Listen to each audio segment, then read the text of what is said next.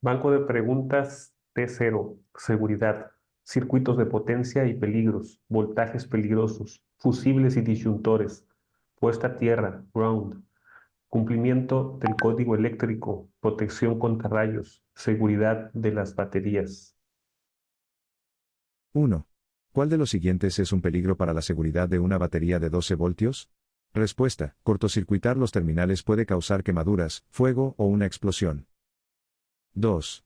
¿Qué peligro para la salud presenta la corriente eléctrica que fluye a través del cuerpo? Respuestas: A. Puede causar lesiones al calentar el tejido. B. Puede causar disrupciones en las funciones eléctricas de las células. C. Puede causar contracciones musculares involuntarias. 3. En los Estados Unidos, ¿qué circuito es el que se indica con aislamiento negro en un cable de 120 voltios K, AC, de 3 hilos? Respuesta: vivo, hot. 4. ¿Cuál es el propósito de un fusible en un circuito eléctrico? Respuesta: eliminar la energía en caso de sobrecarga. 5. ¿Por qué no debe nunca reemplazarse un fusible de 5 amperios con uno de 20 amperios? Respuesta: una corriente excesiva podría causar un incendio. 6. ¿Cuál es una buena manera de protegerse contra las descargas eléctricas en su estación? Respuestas: A. Usar cables y enchufes de 3 hilos para todos los equipos alimentados por K, AC. B. Conectar todos los equipos de la estación alimentados por K a una toma de tierra, ground, de seguridad común. C. Instalar bloqueos, interlock, mecánicos en los circuitos de alto voltaje. 7. ¿Dónde debe instalarse un apartarrayos, lightning arrester, en una línea de alimentación coaxial? Respuesta: en un panel conectado a tierra donde las líneas de alimentación entran al edificio. 8. ¿Dónde debe instalarse un fusible o un disyuntor, circuit breaker, en un circuito de alimentación de 120 voltios K, AC? Respuesta: en serie con el conductor vivo, hot, únicamente. 9. ¿Qué se debe hacer con todas las varillas de tierra, ground, externas o conexiones a tierra? Respuesta: unirlas con alambre grueso o con una cinta conductora. 10. ¿Qué peligro tiene cargar o descargar una batería muy rápidamente? Respuesta: sobrecalentamiento o desgasificación.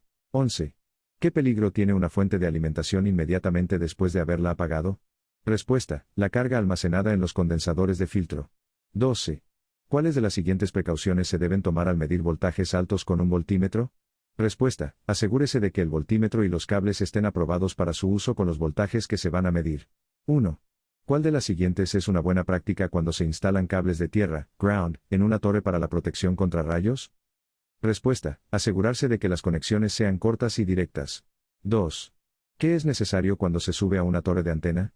Respuestas: A. Tener un entrenamiento suficiente sobre las técnicas de ascenso seguro a torres. B. Usar enganches a la torre apropiados en todo momento. C. Ponerse siempre un arnés de escalada certificado. 3. ¿Bajo qué circunstancias es seguro subir a una torre sin un ayudante u observador? Respuesta: nunca. 4. ¿Cuál de las siguientes precauciones de seguridad es importante tener en cuenta al instalar una torre de antena? Respuesta: buscar y mantenerse alejado de cualquier cable eléctrico que pase por encima de la posición. 5. ¿Cuál es el propósito de un cable de seguridad a través de un tensor usado para tensar los vientos, K-lines? Respuesta: prevenir que se afloje el tensor por vibraciones. 6. ¿Cuál es la distancia mínima de seguridad desde una línea eléctrica que se debe tener en cuenta al instalar una antena? Respuesta: suficiente para que, si la antena cae, ninguna parte de ella pueda quedar a menos de 10 pies de los cables de la línea eléctrica. 7. ¿Cuál de las siguientes es una regla de seguridad importante a recordar cuando se utiliza una torre de manivela? Respuesta: no debe treparse a este tipo de torre a menos que se encuentre retraída o se hayan instalado dispositivos de bloqueo de seguridad mecánicos. 8. ¿Cuál es un método de puesta a tierra, ground, adecuado para una torre? Respuesta: varillas de tierra de 8 pies de longitud, largo, para cada pata de la torre, unidas a la torre y entre sí. 9.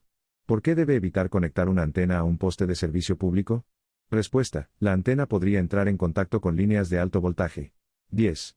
¿Cuál de lo siguiente es cierto cuando se instalan conductores de puesta a tierra, ground, utilizados para la protección contra rayos?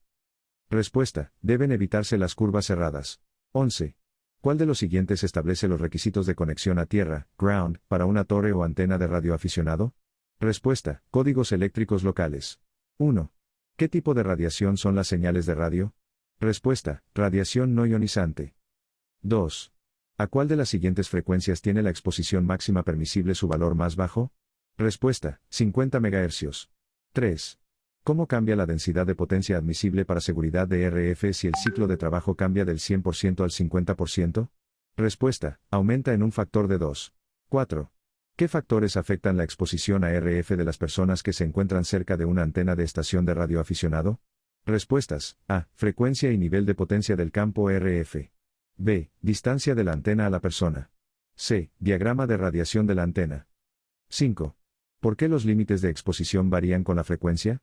Respuesta, el cuerpo humano absorbe más energía de RF en unas frecuencias que en otras. 6. ¿Cuál de los siguientes métodos es aceptable para determinar si su estación cumple con las regulaciones de exposición a la RF de la FCC? Respuestas, A. Por cálculo basado en el boletín FCC o ED 65B, mediante cálculo basado en modelos informáticos C, por medición de la intensidad de campo utilizando un equipo calibrado. 7. ¿Qué peligro se crea al tocar una antena durante una transmisión?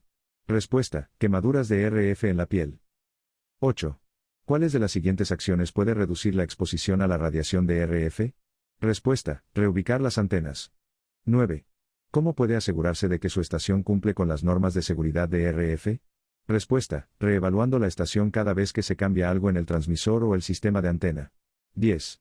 ¿Por qué el ciclo de trabajo es uno de los factores utilizados para determinar los niveles seguros de exposición a la radiación RF?